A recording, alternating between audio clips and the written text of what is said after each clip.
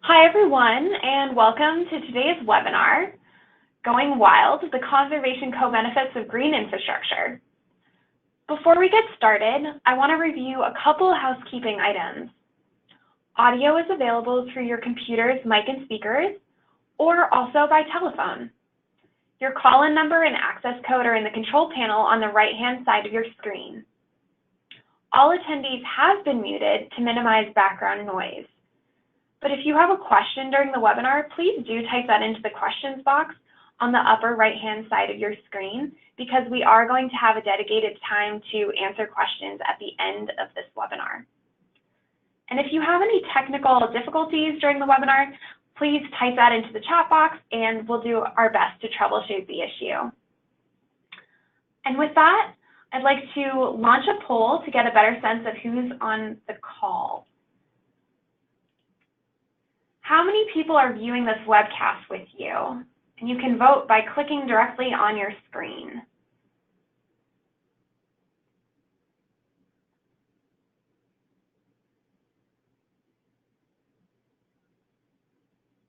Okay, I'm just going to give it a couple more seconds here.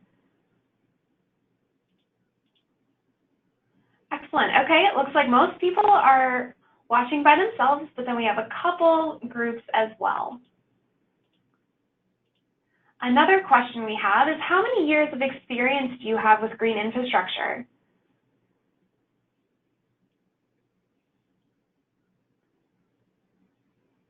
And same thing, you can vote by clicking on your screen.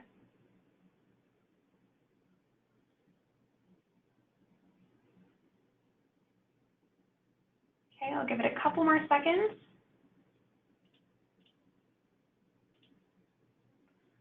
Wow, looks like we have a really good mix here. Okay, thank you for sharing that information with us. And now I want to introduce Matt King, our first speaker. Matt works in EPA's Office of Wastewater Management, where he is a member of the Green Infrastructure team.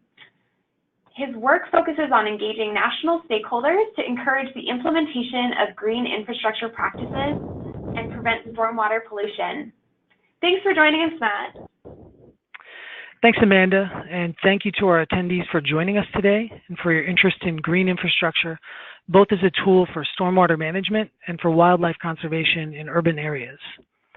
The purpose of our Green Infrastructure webcast series is to explore where and how green infrastructure is being deployed across the stormwater sector, connect stakeholders, and showcase the variety of environmental, economic, and social benefits that green infrastructure can help achieve.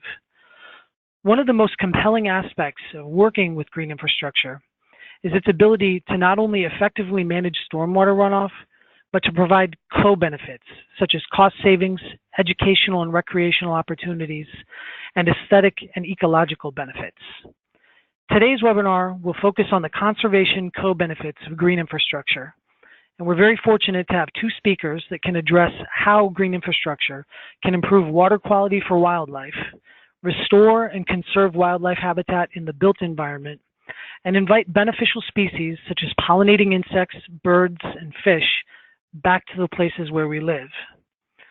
The photo on the screen is of the Highline Park in New York City. And this is a great example of how thoughtful implementation of green infrastructure can create spaces that are dynamic and multifunctional. You can appreciate from this photo that this is a space where the natural environment and the built environment are integrated in a way that benefits both people and wildlife. But why are green infrastructure practitioners engaged in the work that they do? It's because stormwater runoff is a major cause of pollution across the United States. When rain falls on our roofs, streets, and parking lots in cities and their suburbs, the water can't soak into the ground as it should. Stormwater drains through gutters, storm sewers, and other engineered collection systems and is discharged into nearby water bodies. Along the way, it can pick up trash, bacteria, heavy metals, nutrients, and other pollutants. These contaminants degrade water quality and threaten public health. The impact of stormwater pollution creates repercussions that ripple beyond the human sphere. Wildlife that depend on clean, abundant water resources, including species that are of recreational and economic value, can't thrive in contaminated water bodies. And the impervious surfaces that are so ubiquitous in the human environment don't support much in the way of wildlife. These issues are where green infrastructure, particularly vegetated green infrastructure practices planted with regionally appropriate native species, can make a difference. So what exactly is green infrastructure? And what's the difference between green and gray infrastructure? The answer to that question is a matter of intent and function. Gray infrastructure is designed to move stormwater away from the built environment. By contrast, green stormwater infrastructure uses plants, soils, and other media to capture, treat, and evapotranspire stormwater at its source. The term green infrastructure encompasses a wide variety of practices that function across multiple scales. These practices include land conservation, downspout disconnection, rainwater harvesting, rain gardens, planter boxes, green roofs, and more. What's the connective thread between all of these practices? They manage water where it falls instead of conveying it somewhere else.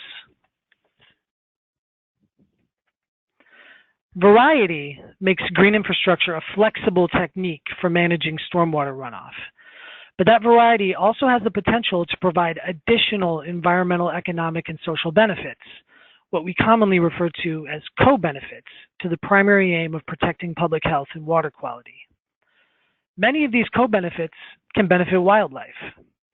Vegetated green infrastructure practices such as bioretention, tree plantings, green roofs, particularly those planted with regionally appropriate native vegetation, can invite beneficial species of wildlife back into the built environment while simultaneously managing stormwater runoff. In turn, green infrastructure improves water quality in receiving waters and benefits aquatic wildlife that depend on healthy streams, lakes, and rivers. Today's presenters will help us illustrate those conservation co-benefits. And with that, I'd like to introduce our first speaker. Becky Masterman has led the University of Minnesota Bee Squad program since 2013. She graduated from the University of Minnesota Twin Cities first with a BA, major in history, minor in biology, and then obtained a PhD in entomology under the direction of Dr. Marla Spivak, studying honeybee hygienic behavior and neuroethology. Becky leads a talented Bee Squad team of 18 that provides bee outreach to beekeepers and the public. As the outreach arm of the Bee Lab, the Bee Squad communicates the latest bee research to audiences that are passionate about helping bees. Bee Squad has expanded their programs to include innovative ways to not just help bees, but also help people. Now, bee veterans, bee arts, and projects that train others who might not have had access to beekeeping are part of the Bee Squad. Additionally, the Bee Squad has launched a national beekeeper citizen science project in an effort to fight the deadly mite pest, Varroa destructor. Learn more about bee research and the outreach mission of the Bee Squad at www.beesquad.umn.edu. Becky, thanks very much for being with us today.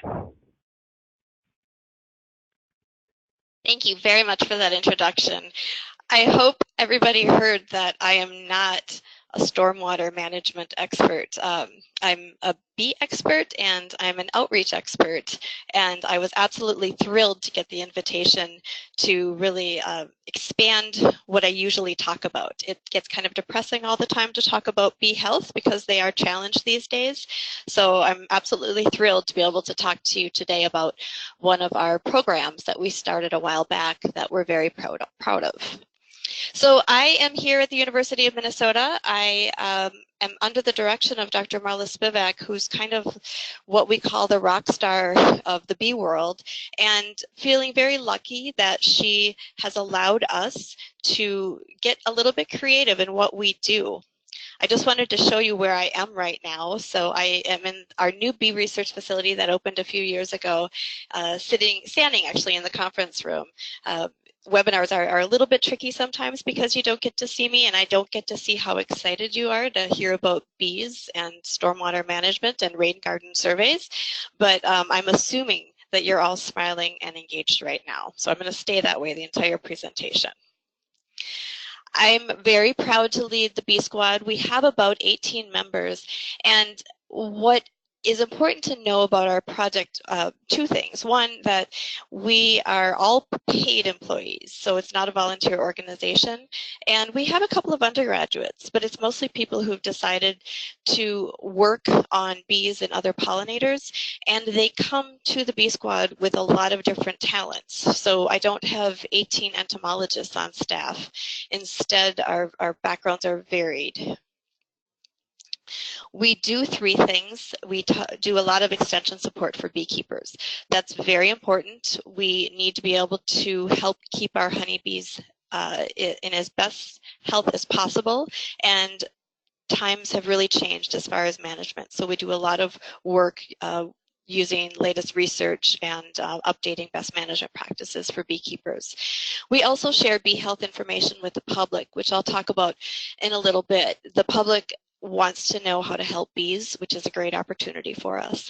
And the third thing that the Bee Squad does is we offer some pretty creative programming. One of those programs is a project I'm going to talk about today, but we're trying to include everybody in the opportunity, give everybody the opportunity to support bee health. So here are some of our programs, and don't worry everybody, I'm not going to go through all of them, but the reason that Matt invited me here is because of this program down here, Rain Garden Beneficial Insects. It's something that we started talking about way back in 2015, and I'm really excited to share with you what we've been doing as far as beneficial insects in rain gardens. But first I want to talk about what the problems are. We have problems, it's not just one problem. We have different bee health threats, and they're interactive.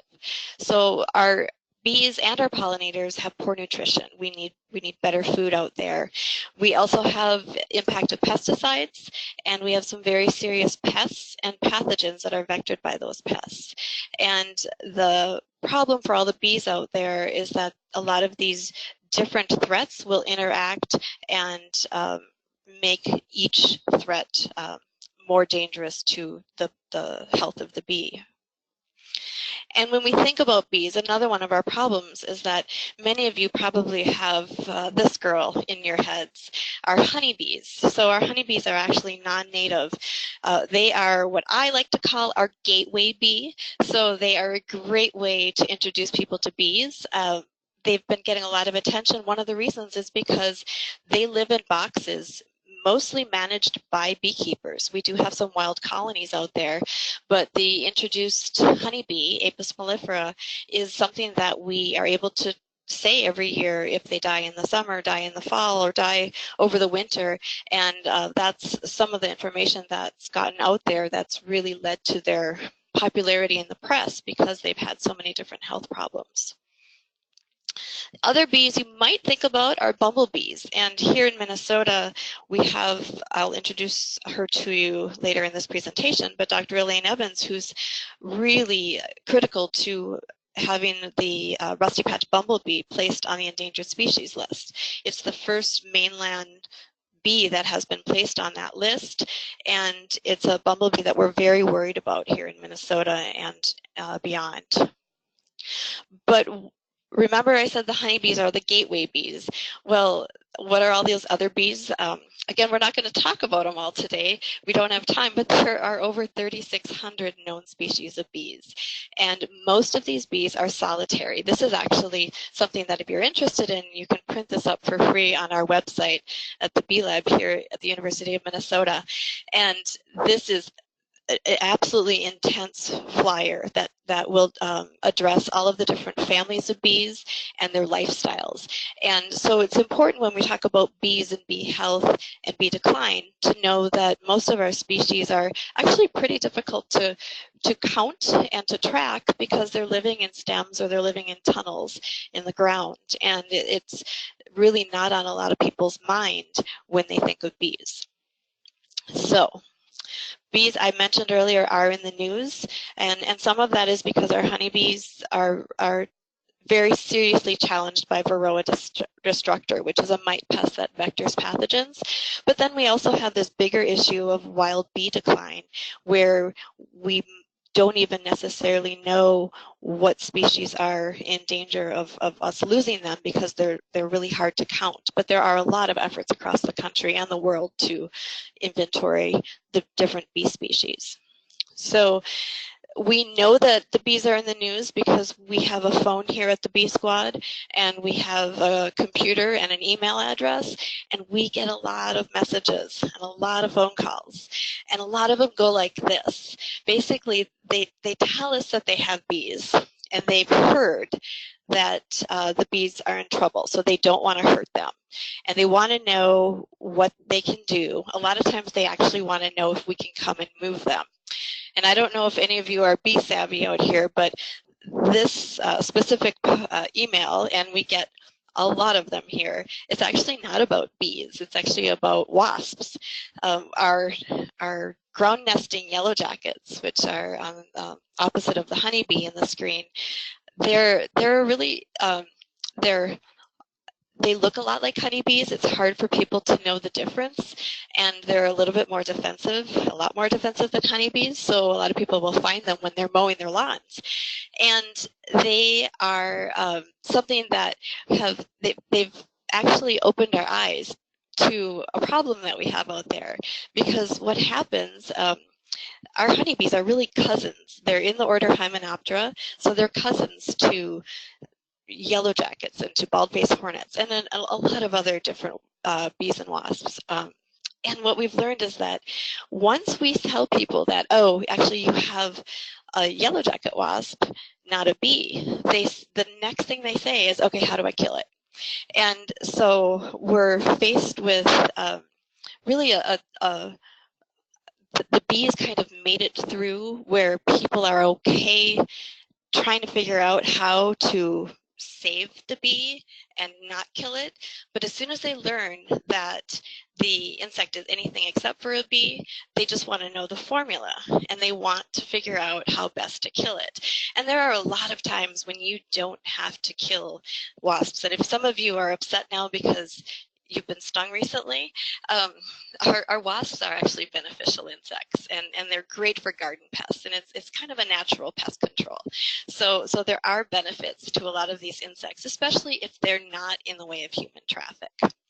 So we've learned, because of this popularity and because of how we're interacting with the public, that it's really more than bees, and that while some of the insects out there are pests, specifically when they're threatening human health or food, most of these insects are beneficial, and they actually contribute. They contribute to pollination services.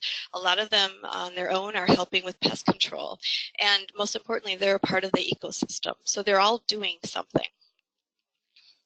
So one of the problems that we're facing in the myriad of problems we have is there's a fear of insects out there.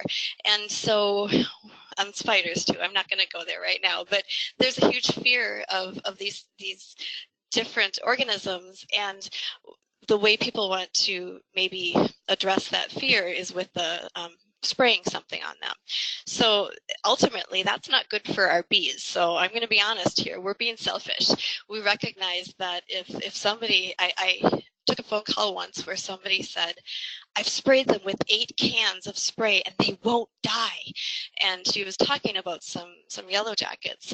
But the problem is that a nest can actually turn, and so the spray is actually not getting into the nest. But the truth is, I told her, I'm really worried about you, because the pesticides that you're using to kill these insects, they not only will hurt bees, but they definitely will harm humans too. So that means we have an opportunity. We always look for the opportunities. And the opportunity here is somebody on who's been a part of our team for quite a while, Jessica Miller. And Jessica has her master's in entomology, and she got that at the University of Minnesota. And she is absolutely enthusiastic about bees, and at the same time she's a little bit terrified of a lot of different insects, which is, I think, so impressive that she went ahead and she went to graduate school and she's studying insects, and she has this healthy natural fear that so many people out there have. She's also passionate about other things, and one of the things that she explained to me with a lot of excitement was that she was a master water steward. And I think the count is less than 300 master water stewards in Minnesota, but it's a great program where people are trained to share information and practices that help with stormwater management, and that includes rain gardens. So it certifies and supports community leaders, helping to prevent water pollution and educate community members to conserve and protect our waterways. And it's exciting to have a Bee Squad member who's pro-bee, who's also pro-clean water. I think we're all pro-clean water, but it's exciting to have that opportunity. And she came to me with a funding opportunity. And she said, I think this would be just great to place this within Bee Squad. And so in 2016, the Minnehaha Creek Watershed District, they awarded us a grant to do a survey, a rain garden insect survey with the master water stewards, led by Jessica. And this survey, there were many goals with the survey, and they included really just starting a program where we're talking about stormwater management and pollinators in the same conversation, because what's good for the pollinators is good for the stormwater, and vice versa. And so we were engaging this group of master water stewards to actually photograph insects in the rain garden, and and to actually survey them over the summer. And we shared the survey results online, and we also had a public presentation. It was tricky because we had to have this public presentation at a brewery, but we worked hard and we were able to get through that trial. But we had about 35 people attend, which is kind of lovely to think that people were showing up at a location to learn about what beneficial insects were found in the rain gardens.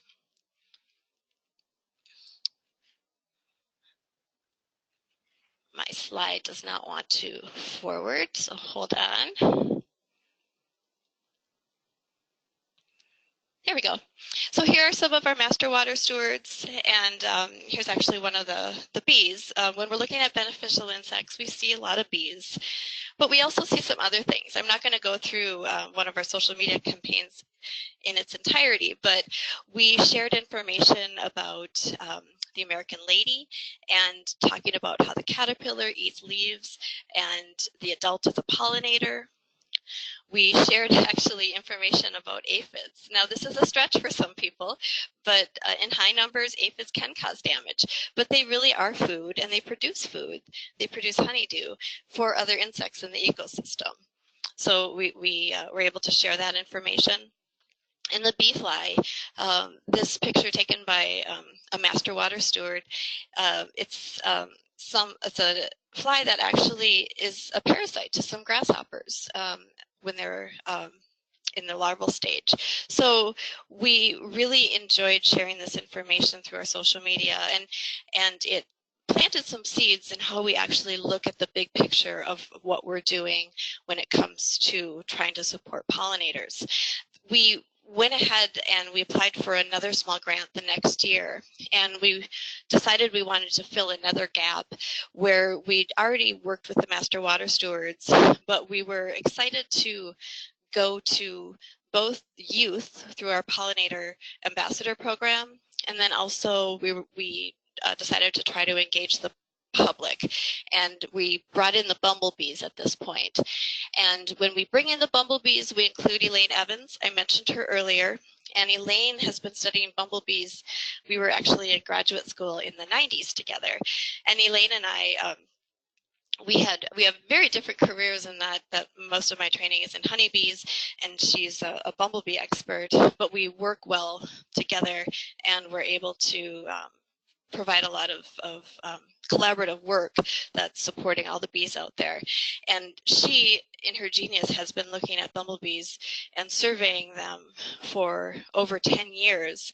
And it's those data that really did contribute to the rusty patch bumblebee being listed as federally endangered. You see here on the right, you see bumblebees with a little dot of paint. We catch them on flowers, and they survive this whole ordeal. We cool them down, and then are able to identify them, mark them with a dot of paint, and then they warm up and they fly off and usually go back to the flowers and continue working. We combined the project with another project that we've been working on for a while called Pollinator Ambassadors. And the goal of our Pollinator Ambassadors project was really to bring youth into these the outreach that we do. We have an overwhelming amount of outreach requests that we just can't deal with. And so we decided to put some of our energy into training the future. And it's been very exciting. The Pollinator Ambassador Program has received a lot of support since 2015, and we have a number of ongoing programs. So this initial funding in 2017 was to support the pollinator ambassadors and bring them in to helping to identify bumblebees. We do have a small problem with youth and bumblebee surveys in rain gardens. They like to collect more than one bumblebee in each container. So we've learned that we need to, sometimes it's been a contest, and so we have very strict rules now, one bumblebee per container. But other than that, the kids really love the opportunity to go to learn about really the ecosystem, collecting bees from a rain garden. We've also had some riparian plantings that we've collected bees from, and identifying those bumblebees and learning about really connecting everything together. It's not just about the bees, but it's a big picture that we're trying to share. So we're able to share information about improved water quality when we're actually performing these events on specific plantings that have another purpose. And we also are able to talk about beneficial insects. And there's nothing more powerful than Jessica Miller sharing with these kids the ew factor of some of what she's looking at, and they really engage, and they're able to learn that yes, even though it looks scary, it turns out it has a purpose that is beneficial in our ecosystems. And so it really shows the youth, it teaches them that if you're scared of it, you're not pointing and spraying, but instead we're able to actually learn and be fascinated by nature. And we've engaged the public in these opportunities also. And Elaine's been doing public bumblebee surveys for quite a while. So adding Jessica in the stormwater management, it was just a little bit of a twist, but people are so excited to learn things that will support their environment that that was a big success. And ultimately, it's the opportunity to discuss pesticide use with both youth and the public, and to talk about, putting habitat out there, keeping it clean, and the benefits of stormwater management, supporting clean water. So we are not done. We have got ongoing projects. We are continuing this connection between beneficial insects and rain gardens and working with different pollinator ambassador groups.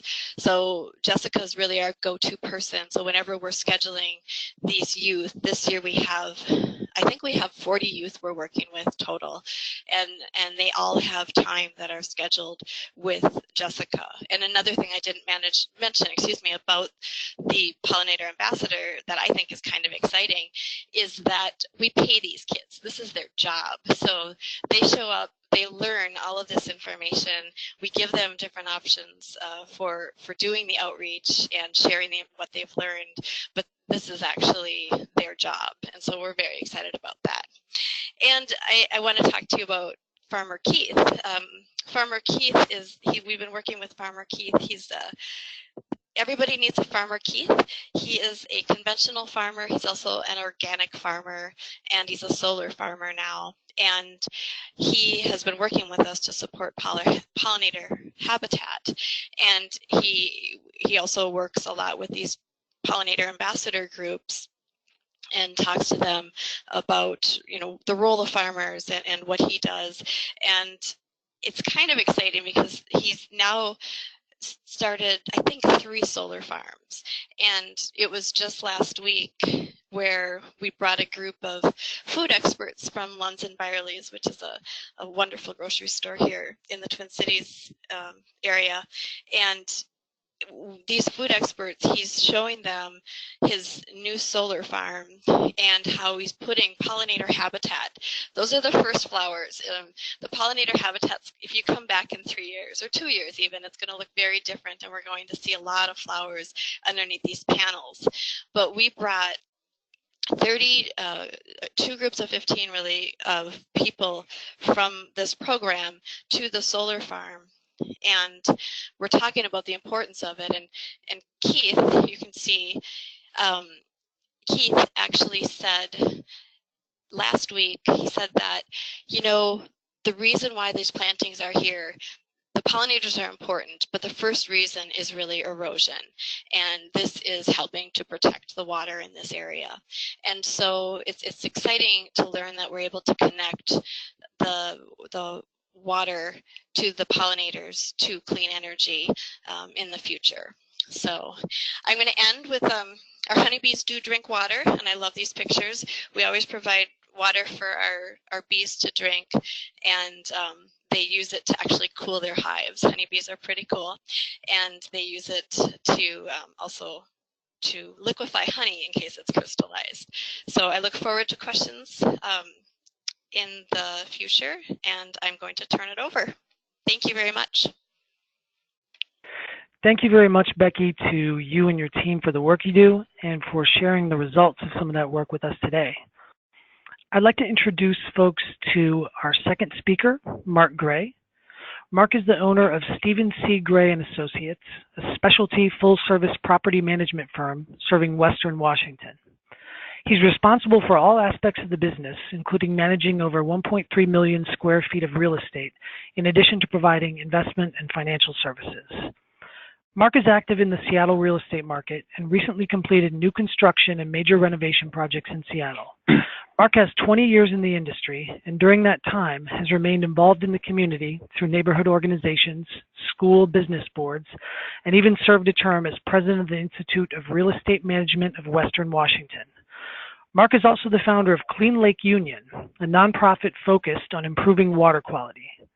Mark enjoys implementing his passion for pioneering higher building standards on real estate projects, whether through the restoration, renovation, or new construction projects. The Terry Thomas Project was the first gold LEED core and shell project of its kind in Seattle, and the Watershed Building will be part of Seattle's Living Building Pilot Program, featuring a one-of-a-kind runoff water filtration system to help clean Lake Union. Mark earned a BA in business from Santa Clara University and resides in Seattle with his wife and 4 daughters. Mark, thanks for joining us. Thank you. Really excited to be here and talking with all of you. And like Becky said, I have the unfortunate position where I don't get to see any of you and your faces, and I'm much more of an interactive person. So bear with me in my presentation. I put this presentation together, so some of the photos aren't great, but I think they will drive home the point, and we'll get started. So my name is Mark Gray, and as Matt mentioned, I founded Clean Lake Union several years ago, and we'll kind of dive into the presentation now. First and foremost, I'm a native of Washington. A little bit about me. I was born here. My dad went to the same high school that my wife and I went to, and my 4 daughters all went to the same high school as well. So tried and true Washingtonian. I love the outdoors. I'm an avid skier. Love the water, love hiking and everything about it. And that's kind of formed some of our passion for what we're doing today. I'm also involved in the real estate industry, and I know for many people, you hear someone developing property and whatnot, and that leaves a negative, bad taste in your mouth. I guess I'm hoping that through this presentation, all of you can see that maybe there are some people doing good in the real estate world. I have a counterpart that once said that, hey, when you work on real estate, you need to give a crap. They actually use a different word than crap, but I kind of take that to heart, and we try and do something a little bit above and beyond. And again, I'll show you that today. I also want to point out that what I'm not a scientist. I'm not a PhD like Becky. I'm not an expert on this. I'm just passionate about it. And so as I go through the presentation, bear with me on some of the science of it, but I kind of take the stick figure approach. And from what I've seen, what I've learned, I think we're headed in the right direction. So a little bit about Seattle. I think most of you know, but the economy in Seattle has been going gangbusters the last, seems like a long run now, but 4 to 5 years. This headline at the bottom on the Seattle Times, that was from 2017, where we had the most cranes for the second year in a row, and I think we're probably still right in the top 5. Our economy has been fueled by Amazon.com, which all of you know, I assume. We also have Microsoft, we have Boeing, we have Starbucks, we have a lot of great people here in Seattle. And there's a lot of growth driven by these tech companies, particularly in California. Pretty much any California company that has a tech company has opened a satellite office in Seattle. Google's one, Facebook's another, there's dozens. And part of it's because the labor is cheaper up here and so is the rent. But what's happened is, you know, we're adding 60,000 people or so. The last 3 years, we've added 60,000 people to our population, which is a big increase. But we're also building new buildings, which leads to more asphalt and impervious surface. As you know, in Seattle, we have a lot of rain, and that water is ending up in our lakes and streams, which is part of the problem. So real quick, everyone knows it rains a lot in Seattle. Sorry, this slide's a little bit fuzzy. You know, you can see we have 152 days of rain on average, but it only rains more than 1 inch 5 days a year. By comparison, Miami has 61 inches of rain, but it only rains 135 days. And while 27 days difference between Seattle and Miami doesn't sound like a lot, that's a full month of additional rain. So it's cloudy here quite a bit, but there's a lot of water moving to our lakes and streams off of the streets. This next slide here is, I call this the aha moment, for me at least. Hopefully you can see that slick in the water. We manage the property right near this, right near this marina, and we have best marina management practices where we signed up for them and whatnot voluntarily. If there's an oil spill from a boat or whatnot, we got to clean it up, and we saw this slick and came running down thinking, oh my gosh, one of the engines is leaking. And what we came to find out that it was just stormwater right off our streets. So I'm going to use the pointer here, but the outfall is like right in this location right here. And that next, where my mouse is, and the next slide just shows the close-up of that outfall taken on that same day. Actually, you can see the sludge in the left-hand photo, and then you can see the clear water and the cloudy water in the right-hand photo. And this is where, for me at least, I guess I always assumed that, you know, there was some filtration system cleaning the water before it entered our lakes, and I had no idea that it went straight in. So that's just me being naive and not understanding what's going on, but started to educate myself because of this.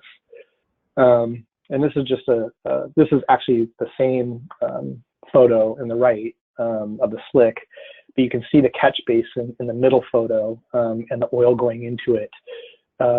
The slick is just right behind that car. Those are the same boats. And then where the white car is above A, that's where some of the catch basins are, where the water's going in. And this is just only 3 catch basins that's driving this slick in this area.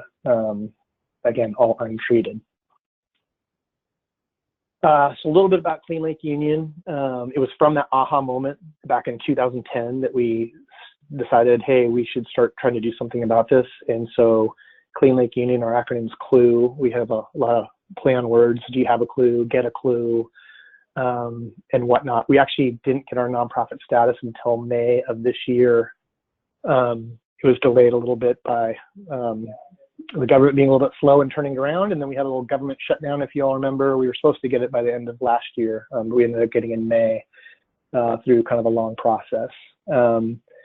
But again, really excited to have gotten this, and we basically take all the funds and use them to privately try and convert catch basins or bridges to clean water. And we really try and stay non-political. I don't think anyone can argue with us if we're privately paying to convert catch basins. It's hard to argue no matter which side of the aisle you're on with what we're doing on that front. And so we're really excited about it and the momentum we have, which I'll talk to you a little bit more throughout this presentation.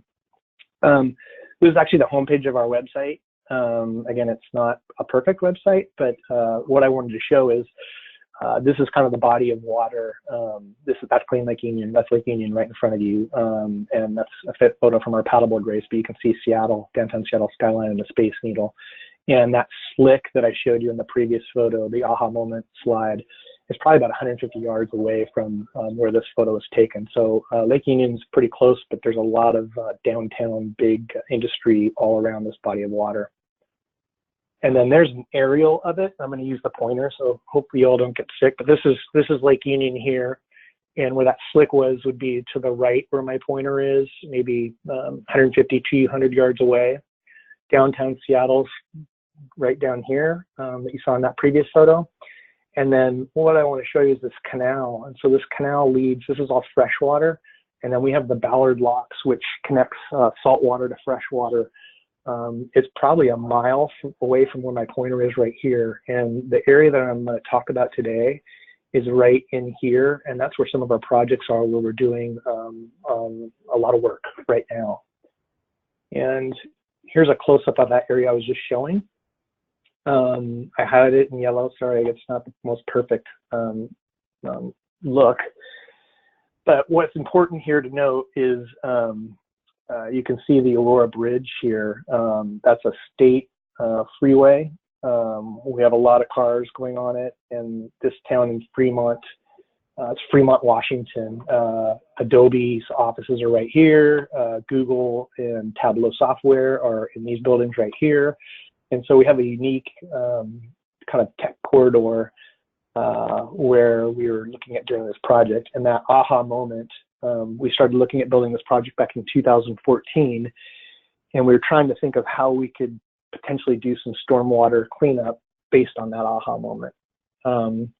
Real quick interjection, that freeway that I showed you, the Aurora Bridge, 62,000 cars, average weekday traffic. This is in 2017. That's the most current data I could get. I'm sure that number has increased even since then, simply just based off the population. I'm going to take a quick tangent here. When we started looking at this project, take a look at the date on the slide. It's from 2014. When we started looking at it, I was talking to our civil engineer, and there was a water tower in eastern Washington that we were talking about, like, hey, could we maybe do something with that water tower and the stormwater coming off that freeway? And what I'd learned in kind of the research is a combined sewer overflow problem. And again, this is where I'm going to talk non-scientific here and probably say the wrong thing, but our system in Seattle is really old. We have sewage and stormwater going in the same pipe, and that size of that pipe has not changed over the last, I don't know, 80 years or whatnot, long time.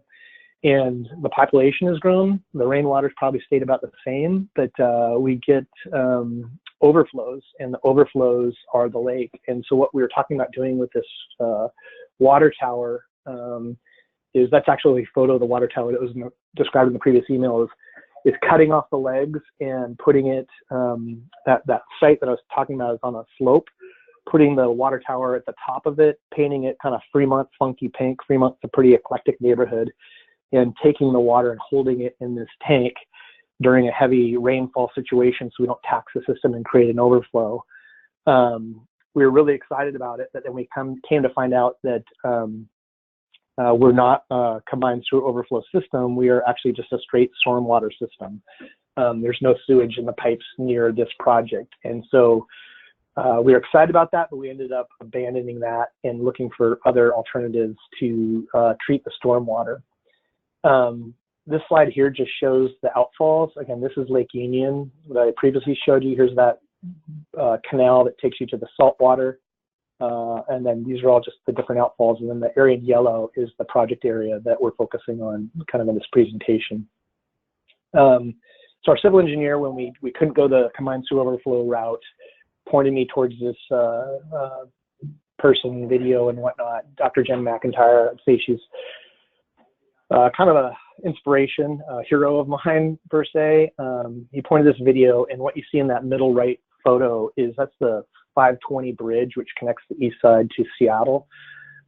She took some of that stormwater, you can see from that pipe, and put juvenile salmon in it, and the salmon died rapidly. I think minutes, the juvenile salmon were dead, and that water is going obviously straight into Lake Washington. And this 520 bridge is probably about 4 miles from the site where we're doing our work. So really inspirational for us, and kind of got us headed in the direction we ended up going. And so what we did with that is we started taking our own samples of the Aurora Bridge. That's the freeway that I pointed out next to the site in yellow. And what you see on the right-hand side, that's actually a downspout from the state highway. And that's a sample just stuck right underneath the downspout. And that's what it looks like. You can see it looks awful. Looks like a cup of coffee. That water, there's a catch basin maybe 10 feet from that downspout that it goes into and then goes straight into our lake. And you can see the green bar on the graph to the left. That's the Aurora Bridge water quality compared to some other freeways, California Highway Mean, I-5 and whatnot. And you can see how bad it is. There's still a lot of hypotheses as to why that is. I mean, the bridge is really old. It's one of the first bridges, I think, built to handle cars back in the day and whatnot. But the water quality is really bad. Order of magnitude, so Lake Union, there's currently 900 billion gallons of untreated stormwater that flow into the Lake Union every year. And this is from our civil engineer. And then this is just kind of a map of that watershed. So again, kind of going back to here's Lake Union, here's where the site was, where the oil slick was.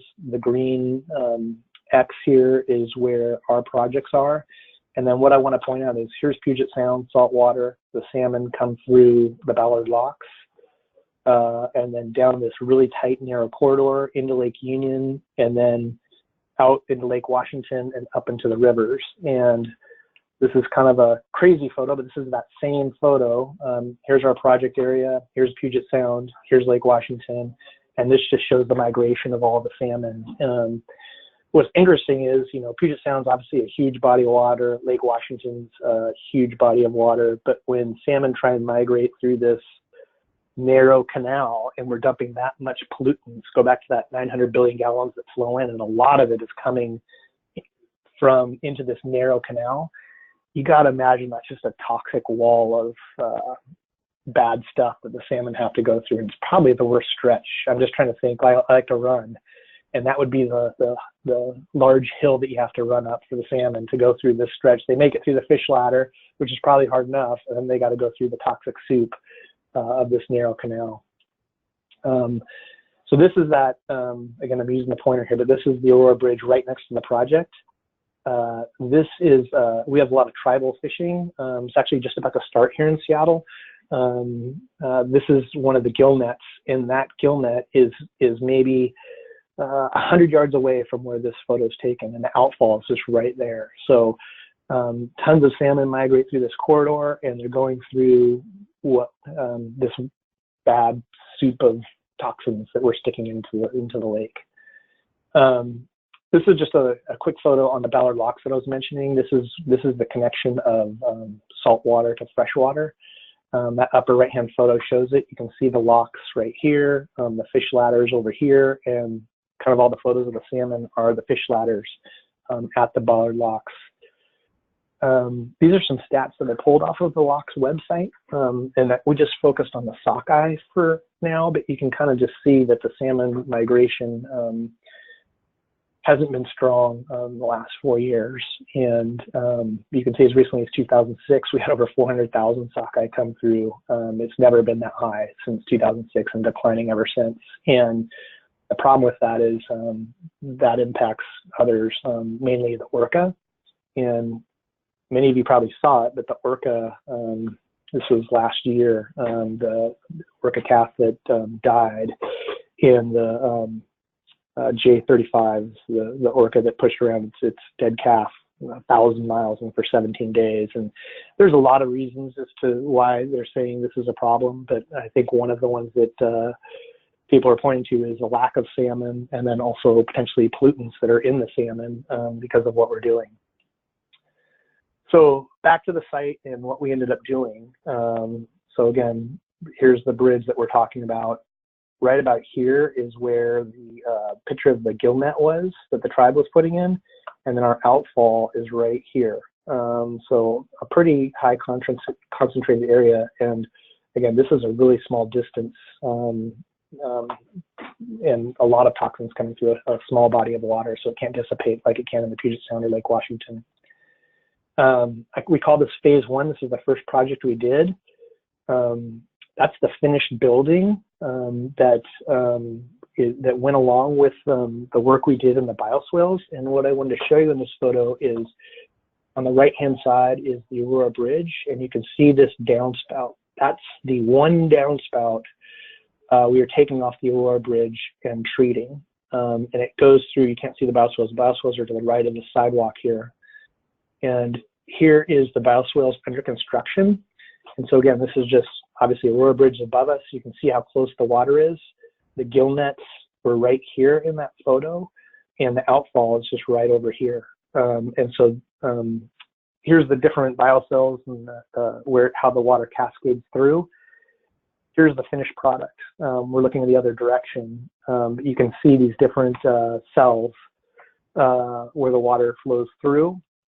And then this is kind of a different angle of the same bioswales. A couple of things I want to point out. Again, the proximity to the water, the Aurora Bridge, obviously, and then I'm going to talk about another building right here.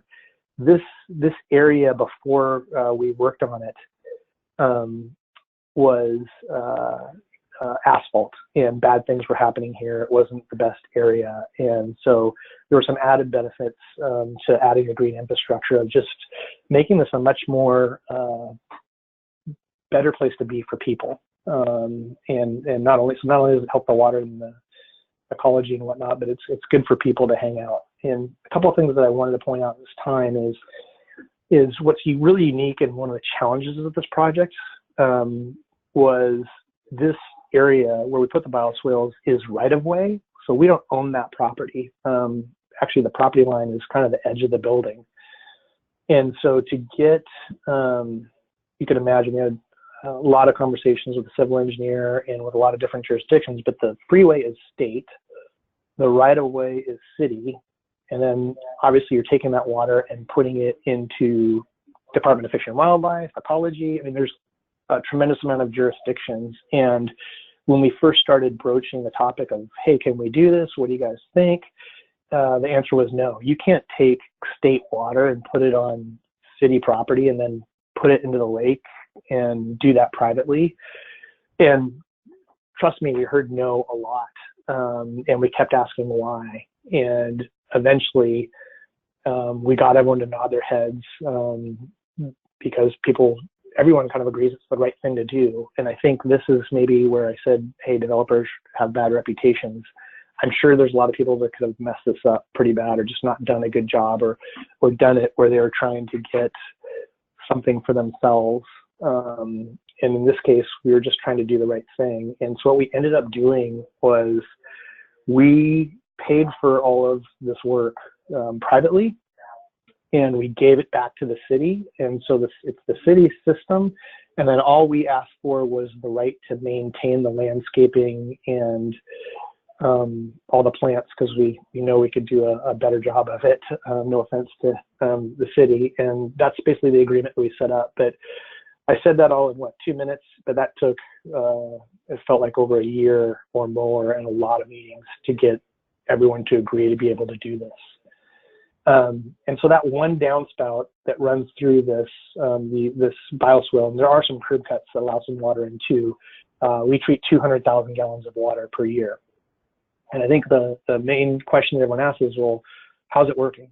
And one of the concerns from a property management standpoint was, hey, are we going to have to take out and lift out all the dirt and the plantings, and it's going to die instantly, and going to have to do that every month or every 6 months or every year? And that was a big question we had. And the answer we were told is that we didn't think we need to do anything. And, you know, the building's been up since July 2017, so just over 2 years now. And everything's surviving just great. Nature's doing its job.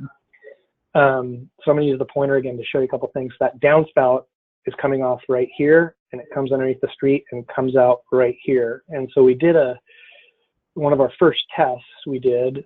Here's a photo of that water untreated when it comes out that first pipe.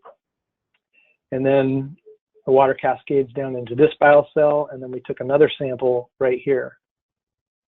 That's the results. And so, again, I'm not a scientist.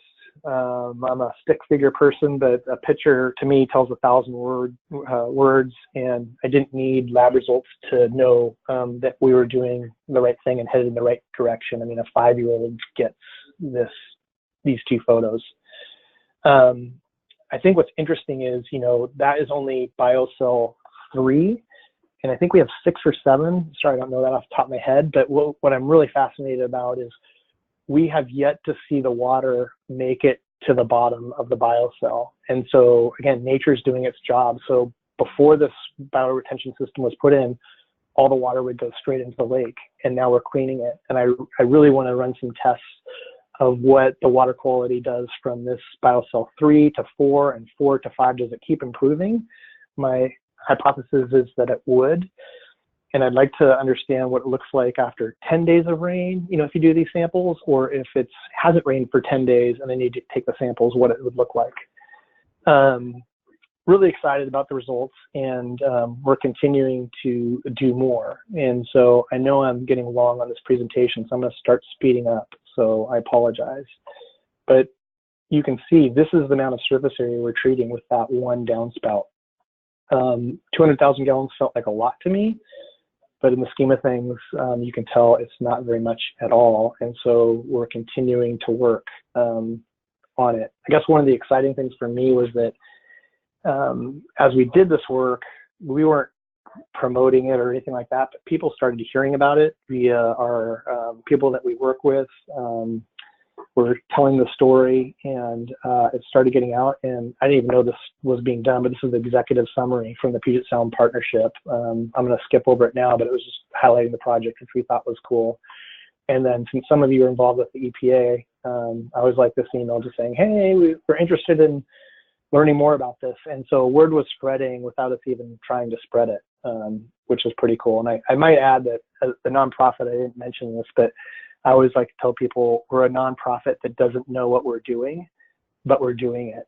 And by that, I mean, we really are focused on trying to get the infrastructure built and not really talking about it as much, which is kind of ironic because here I am talking about it. This is phase 2. So again, comparison, here's where the gill nets were. Here's where the phase 1 we just looked at, and phase 2 is the watershed building, aptly named. So we're under construction on this project right now. It'll be completed in December of this year. What's unique about this project, we superimposed the column here so you can see the whole building, but we're going to take 2 downspouts, and this is the cousin of the property across the street. So we're also taking alley water. And then I won't go into the details of the building, but this is part of the living building pilot. And Becky, if you're still on, we are doing bees on the roof of this building as well. So maybe I'm a pollinator ambassador. I'll need to talk to you about that. And then here's the bioswale, kind of the same system, but where we've just kind of, I call it, you know, it's the first project on steroids. We have a grate here where you can actually see the water. And then we've got some pretty neat features. We're taking the roof water that's going to cascade down. I'm using the mouse. That'll kind of waterfall into here and then go into our bioswale system. We've got signage as well. And then there's how close the water is. Again, you can kayak to this building to work if you wanted to. And here, I just took this last week. We're at floor 4. and there's 3 more floors to go. I'm sorry, this is just an iPhone photo. It's not a professional photo, as you can tell, but the building's going up as we speak. So 400,000 gallons per year. This is an aerial of those 2 projects side by side. What's cool is that first slide I showed you, there was a troll. That troll lives underneath the Aurora Bridge, and this street is called Troll Avenue. And so we're making Troll Avenue a lot better place. And again, it just is going to feel so much better when we have all this landscaping in on both sides. And a lot of people are coming out to check it out. There's that grate that we were talking about as well. So you can see, okay, we added 400,000 more gallons, a little bit more surface area, but still not very much. And that brings us to phase 3. So here's phase 1 right there. Phase 2 is over there. The buildings aren't there yet. And phase 3 is right here. We engaged the University of Washington on this project to kind of help us come up with some designs. And I'm going to go back a slide here. Pardon me. One of the things that's so cool about this phase 3 is this is the Burt Gilman Trail, and the Fremont Bridge, which is maybe 150 yards away, last year had I think just around 1 million bikes went across that bridge commuting to downtown Seattle. So there's a tremendous amount of bike traffic right here on this trail that goes right by the bioswale that we're going to put in. So huge education opportunity for us to help people learn more about this. So this is what UW came up with. We didn't use any one design, but we did take some of their ideas and incorporate them. And this is that phase 3 design. So here's the bike trail right here. Here's the 2 bridge columns. Here's the water where the gillnets photo was. And then here's kind of our bioswale system. And then this is a close-up of the actual bioswale and whatnot. And this one is a really important project because we're incorporating, the first 2 were done privately. Like, we didn't have to ask anybody, we just did it. And this one's really important because we're engaging a lot of different groups. This property has an easement for the Burt Gilman Trail. It's on a ground lease of an owners association, so all those owners had to approve. We're involving public dollars and private dollars, and kind of all the costs and whatnot to get to this point. We had really great partners. The Boeing Foundation helped us basically take it to what you're seeing right here. Boeing, obviously everyone knows Boeing in Seattle and worldwide, but they really helped push us to making this a reality. And Salmon Safe also helped us. And then through Salmon Safe, TNC, the Nature Conservancy, got involved, and they actually had us speak early on about kind of what we were doing. And they, all 3 of those have really been big supporters of what we're doing and really helped push us in the right direction to do more. So what I wanted to show is there's the phase 1 building, there's the phase 2 building, and there's the phase 3, and down here is the outfall. So all of this is within just yards of each other. This is an event that the Nature Conservancy and Salmon Safe helped put on, but we brought out some local politicians to actually do kind of what we're doing right now and talking about the problem. And we started lobbying for dollars. The Nature Conservancy really took a lead on writing a proviso to the state requesting funds to help support this phase. And this is, I think this is, I can't remember what news release this was, but in our state budget this year, they passed a budget where we were awarded $1.5 million for the work, 500,000 specifically for this phase 3. And this is an email from the Nature Conservancy just telling us that we got the funding. And that was just a couple months ago. So when I said momentum is moving in the right direction, it certainly is. So I'll blow through these real quick, but this just kind of shows what's going on. So there's phase 1, there's phase 2, and that phase 3, we're actually doing 5 downspouts, and we're tying them all together. There's still a lot of work to do on this phase 3, and we're still running up against challenges. It's been really hard to get Washington State Department of Transportation to engage and help us reroute. We really wanted to reroute the conduit to drop this water right onto our bioswale, but we've had problems doing that. And I'm just going to blow through the rest of this stuff real fast. So we didn't forget about phase 4. So we're going to actually do this 3 catch basin system. And put in a bioswale right here. This city right away, this is a street end. All our projects are within the shoreline, and so getting a shoreline permit in the city of Seattle is really challenging. It can add a ton of time. And because we did that first phase, we're starting to get kind of some reputation with the city and whatnot, and they're helping us kind of expedite these. And so one of the other added benefits is this was that street end before we got a hold of it. It was overgrown and bad things were happening here from a security standpoint. You can see the vandalism. That's the street end today.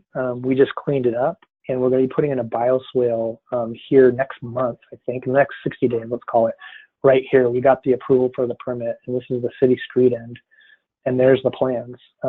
Really excited about that, and we're going to use our volunteers and public to do that. This is kind of how I'll wrap up, but these are just some of the other projects, and so I'm going to use the pointer here, but we treated the 2 million gallons on this side. Obviously, there's an opportunity to do the south side. There's 1.8 million gallons per our civil engineer to do that. This is the Fremont Bridge, just 100 yards away from the lower bridge that we just showed you, where we can treat another 1.8 million gallons. This is a catch basin system that we could do that's 260,000 gallons that we're involved with. This is Stoneway, it's 32 million gallons. Really challenging project, but huge opportunity. In the scale of like easy and hard and expensive or cheap, this one is hard and expensive, and so this one we probably won't get to for a while because you'd have to engage so many different private developers or private landowners to put in bioswales. It's not like the Aurora Bridge project where we have some land at the bottom where we could do it. This is probably the holy grail and the last one I really want to touch on because I'm running short on time. This is the I-5 bridge, 75 million gallons on the north span. So from this photo here, basically 2 miles north, all the stormwater that hits I-5 outfalls right here. It is a toxic mess. And what's cool is there's some land. There's currently a park right here and land here where we could treat it. And you might recognize this water tower. This is just the early rendition. We've had some charrettes on this to talk about how we could address it. But the 75 million gallons, if you divide it by half the year, the bioretention cells on a really wet day, rainy day in Seattle won't be able to handle that much volume of water. And so the holding tank isn't because of CSO, it's just hold the water so that the system can handle it is our initial thoughts. We have a lot more research on this, and we're continuing to study this as we speak. These are just other bridges. So this is right by University of Washington. You can see all the boats. I wanted to show this slide. So these 9 locations, again, are slide 4. That's where the projects that I just showed you, Fremont Bridge, Aurora Bridge, are all right there. These 9 different locations are probably about 3 miles from one another. So huge opportunity, not only just with the bridges, but those simple catch basin fixes are probably more economical and easier to do. But this can be replicated not only outside of Seattle, it could be done statewide, nationally, worldwide. Finally, this is a picture of our paddleboard race. Our buoys that you go around are poop emojis, even though we're doing stormwater. And then we couldn't do it without the support. I mentioned Boeing and the Nature Conservancy and Salmon Safe, who really pushed us, but there are others that have helped support it. And we have a whole tech alliance of private funds coming in, of people that want to see this happen because it's so tangible. It's not air quality and emissions. You can actually see it, just like those photos showed. So thanks for listening, and that's all I have. Great, thank you so much, Mark. That was really interesting. I really enjoyed learning more about water quality, and it's also scary to see those pictures, especially of the really poor water quality and the like brown gray water. So thanks so much for that presentation. We do have some questions for you and Becky, so I'm going to launch right into those. Mark, I'm going to start with you, but someone is wondering if you don't mind showing that slide of the first bioswale again and then talking about that. It was the one, I'm trying to think back in the presentation, it was before the graphic images, before the graphics came up. It was, yeah, whatever the first bioswale was that you mentioned. There's that one, there's the one under construction, and then there's the one where it's completed. Let's just start with whatever the first one was. Okay, so that's I think the first one. Okay, and can you just describe it a little more? Yeah, and so again, this project's we have gravity working for us because this is on a slope. You can see that blue car in the upper left or the upper left-hand side. And so we are fortunate that we can just have the water cascade through these different bioswales. And so basically where each of these holes has been dug is where one of those bioswales are. And it starts at the top where I showed you that first sample was taken.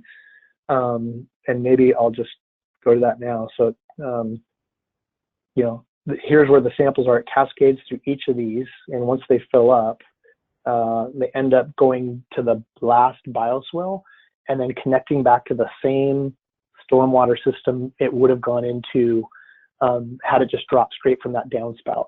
The only difference is we've cleaned it. And so that's that photo at the top.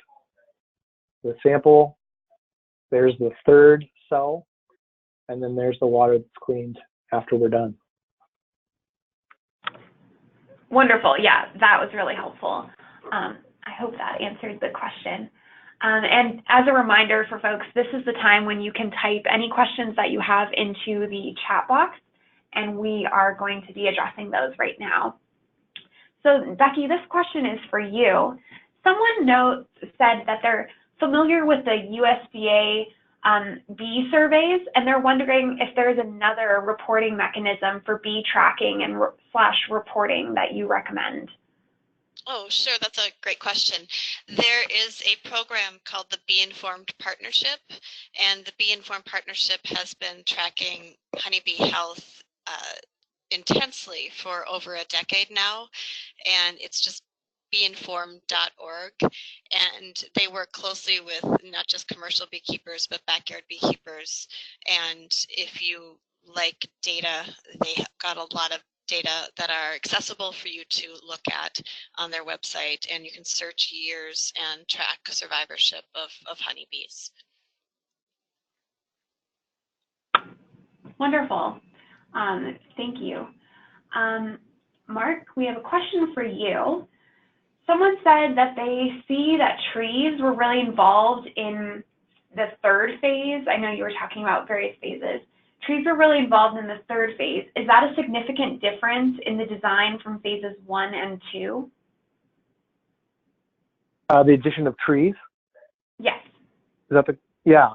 You know, I think there are some trees. Well, actually, there's not a lot of trees in the first two phases. We have some in the third phase.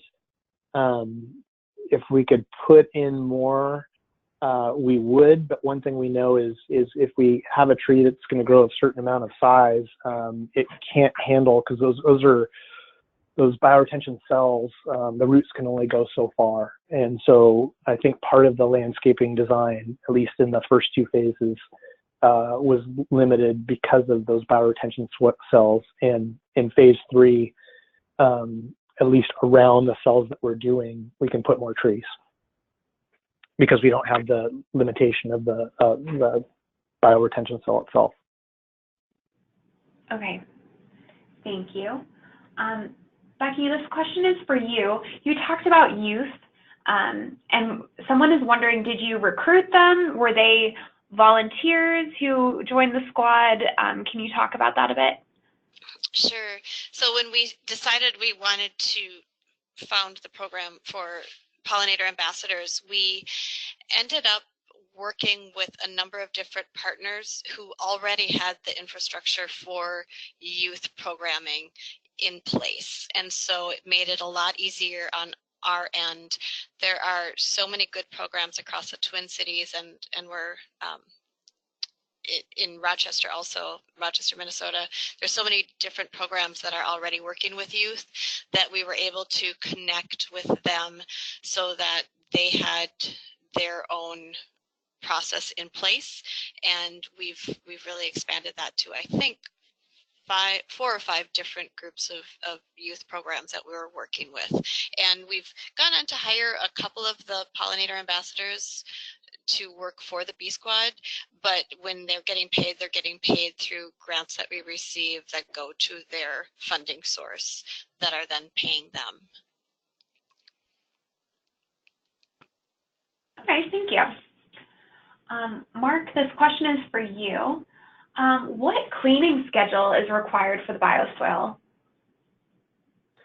Right now, I think I mentioned this, is we haven't had to. There is no cleaning schedule other than we have had a couple of plants fail, but I don't think it's because of the stormwater. It's more because of someone driving over them, or we just had a bad plant or whatnot. But everything's really survived quite well so far, which is I'm pleasantly surprised with. But we haven't had to do any cleaning yet.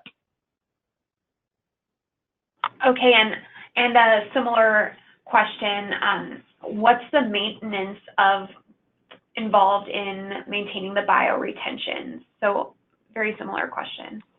Yeah, no, and it's so funny because when we looked at this, the questions that have just been asked were all of my biggest questions and fears. And again, talking with our civil engineer and landscape architect, they were like, I don't think you're going to have to do anything, and at least not for a long time. And again, we're going on 2 years. And other than just, pulling some weeds and picking up some garbage out of there, it's been really low maintenance. We did add irrigation so the plants would survive to start. But again, we've had to do very little irrigation and little to no maintenance, which is fantastic. And I guess is even another reason why people should be doing these. Great, thank you. Yeah, we have a lot of questions about bioswales, so we'll get to some more of those. But Becky, this question is for you. Someone's wondering if there's been research comparing pollinator diversity and total number of pollinators observed at different types of vegetative stormwater management practices. So like pollinators in rain gardens versus pollinators in bioswales versus in stormwater ponds, green roofs, etc. Sure, that's a great question. I don't know of any data that have been collected to address that.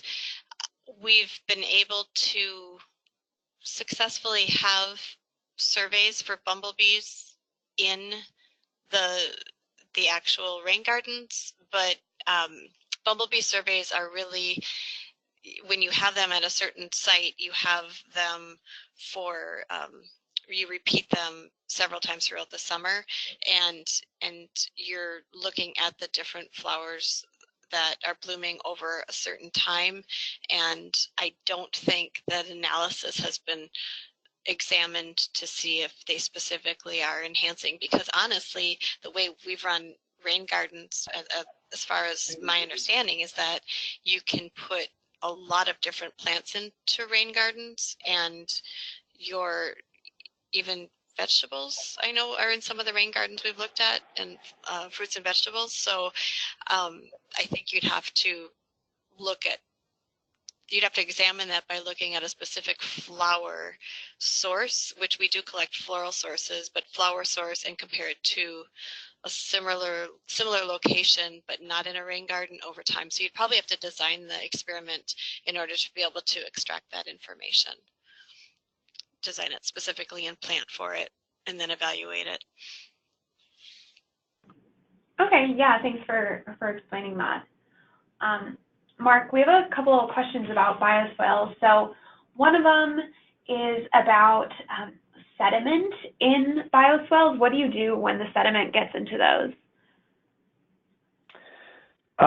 My answer is I don't know. Haven't gotten there yet. Again, I tried to answer that a little bit before, is we haven't had to do anything yet. And I'm talking to our civil engineer all the time, as well as our landscape architect. And we haven't had that problem of sediment yet. It's not to say we won't, but I don't know the answer, so I'm sorry. No, that's fine. Someone is wondering if you use native plants in your bioswales. Yes, all of them are native plants. And I guess we showed you two that are, one that's done, one that's about to start, soon, here in the next month or two. Phase 3, we're hoping to start in the next 2 to 3 months. And then the one next to the aha moment photo is going to start here next month as well. So we've got a lot on our plate here in the next 90 days. Someone said that you mentioned a limitation of trees in the bioswale, and they're not quite sure what you mean by that. Like, is there not enough soil volume? Can you talk about that? We manage a lot of other properties and whatnot. When you build a concrete planter, a box, all I was referring to is, like, we've had some of our plants grow to a size where they don't survive because they've outgrown the planter box. And our bioswales, if you put in large plants, it can, we don't want to have to remove the trees. So we've both from a visibility standpoint and from a plant surviving standpoint, we did not put in any trees into those planter boxes. Okay, yeah, that makes sense. Becky, this question's for you. How would you recommend getting local ordinances changed to allow for more bee habitat and more flexible stormwater practices? That's a great question. I kind of come from the land of, we're very pro-bee here in Minnesota. They just named the rusty patch bumblebee the state bee. The legislature has been extremely supportive. They just passed support for a bee lawn, which is something that you can see on our website for just increasing the amount of habitat out there. And honestly, the answer that we've seen work here is the engagement that we have from not just beekeepers but the public. And it's the fact that when you have, I would start with beekeepers because they're closely tied to bees, and beekeepers have a really good connection to the public in the sense that a lot of them are sharing or selling their honey. And the message that I encourage beekeepers to share is the fact that we need more flowers out there to not just support our honeybees, but to support all bees. And a great way to share that information is when you're actually sharing or selling your honey. But in order to get that movement, I've seen signs in neighborhoods start conversations. I've seen the different community groups come together, neighborhood organizations come together. So it really is a grassroots process, and that's what we've seen in Minnesota. We love the fact here at the University of Minnesota that we're definitely a pro-bee and bee habitat organization, but we're not the only one. And we used to be one of the only ones in the state, but now there are so many different groups that have popped up and have been doing a great job working with the public and encouraging and talking to your legislatures. That's the other thing, is making sure you are connecting to the people who are writing the laws and making sure that you are sharing concerns and sharing potential opportunities and sharing the win-wins of rain gardens.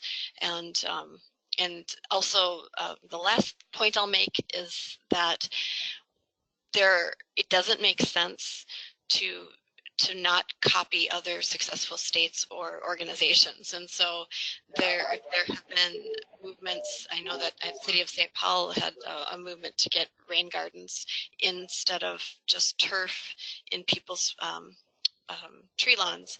And so if there's a successful project out there, connect with the people who are doing that project and ask them to share their resources and information in order to make your path a little bit easier. Yeah, that makes a lot of sense. Mark, a question here for you is, tire particles have been shown to be a big issue in water quality and likely the main source of zinc in water quality degradation. Are you doing anything to reduce zinc as a pollutant in your line of work? Yeah, so this is where I'll go back to the start. I'm not the scientist or whatnot. I don't know the answer to that. I think what we're trying to do is just reduce the pollutants and get from the dirty cup of water to the clear cup of water. So I apologize that I can't answer the kind of the science side and articulate it better than I can right now. That's not a problem at all. We have a question about the phases that you mentioned. Someone's wondering if any of those stands for an urban canopy. I'm sorry, you broke up a little bit there. Someone mentioned what? Sorry, yeah. Someone's wondering if any of the 3 phases that you mentioned include plans for an urban canopy. I'm not sure if they're referring to biomimicry or not. Again, I don't know if I know the lingo well enough, but I do know on the Clean Lake Union board, we have someone that's very interested in biomimicry, and we looked at that at phase 2.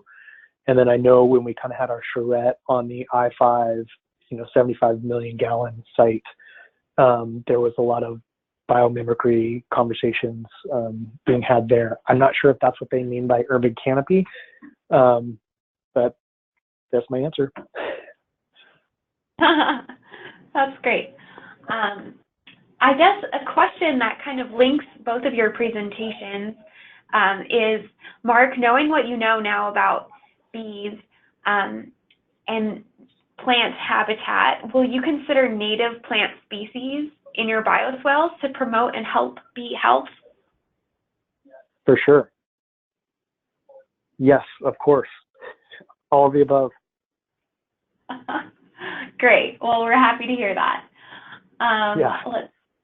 Let's see. There's still quite a few questions. Let's go with, how can we entice other developers to embrace similar projects as yours? And I'm going to apply that to both of you. Becky, maybe you don't mind answering that first. How can we get more people on board with your types of projects? And then, Mark, I'm going to throw that same question at you as well. That's a good question. I think we're not at this point having a lot of resistance to engagement. I didn't mention, but Three Rivers Park District they've been really key in allowing us to have our a lot of our events on their property. And I think that for us, we're not having to convince a lot of people, we're just giving them the opportunity, and that's where we get stuck because our capacity is not infinite. And so it's on our part, some of it is just we start small. We will do pilot projects, and then we will increase our engagement and build our programming over time. And so some of our projects are a lot bigger, and some are smaller, and some are just kind of along the way. So we're not having really any problems. Bees are really popular right now, and so it's really, I feel a little guilty, but it used to be an uphill battle as far as trying to convince people how important bees are, and now we're really having kind of the opposite, where we're just trying to manage all of the kind of the attention. And so I think my answer is probably a little bit different than what the questioner was looking for, but we're dealing with it in a different way. Yeah, no, I understand that, and I know that pollination is big, and I've seen lots of people wear shirts saying "Save the bees," things like that.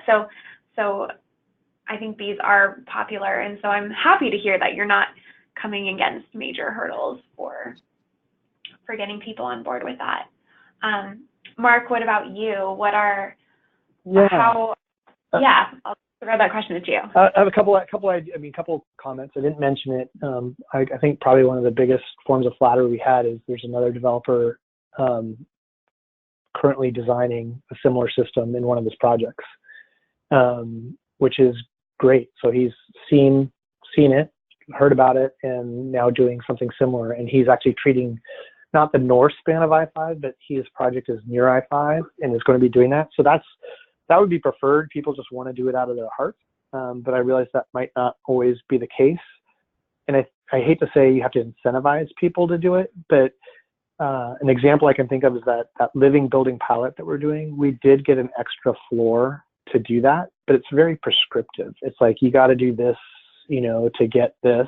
And we went after the materials pedal. So almost all the materials in that building are sourced within 500-mile radius, and they're, don't have plastics, and it's a really exhaustive process. But everything we're doing with the Aurora Bridge and all that stormwater, as green as you can get, right? But it doesn't fit the box to hit that metric. And so I just wish people could get out of the, hey, let me apply for it, almost like a grant, and say, here's what I want to do. Do you, the city, believe this is the right thing? And maybe there's, again, it would get really subjective, but I think some form of incentive would help some of those developers, particularly merchant builders that are building properties and then turning around and selling them.